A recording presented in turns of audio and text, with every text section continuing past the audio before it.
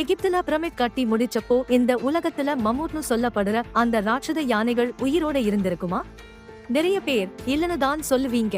ஆனா உண்மை என்ன தெரியுமா? பிரமிட் கட்டி முடிச்சப்போவும் மம்மூத் இந்த உலகத்துல ஜாலியா சுத்திட்டு இருந்துச்சு. நமக்கு எப்போதும் ஒரு டவுட் இருக்கும்.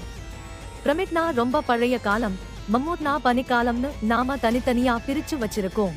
ஆனா கிசா பிரமிட் கட்டி முடிக்கப்பட்டது சுமார் 4500 வருஷங்களுக்கு முன்னாடி. அதே சமயத்துல ரஷ்யா பக்கத்துல இருக்கிற ராங்கல் தீவுல மம்மூட் கூட்டங்கள் அப்பவும் உயிரோட தான் வாழ்ந்துட்டு இருந்துச்சு. யோசிச்சு பாருங்க. எகிப்துல ராஜாக்கள் மம்மியை ரெடி பண்ணிட்டு இருந்த அதே நேரத்துல இன்னொரு பக்கம் நிஜ மம்மூட்டுகள் பனியில விளையாடிக்கிட்டு இருந்திருக்கு.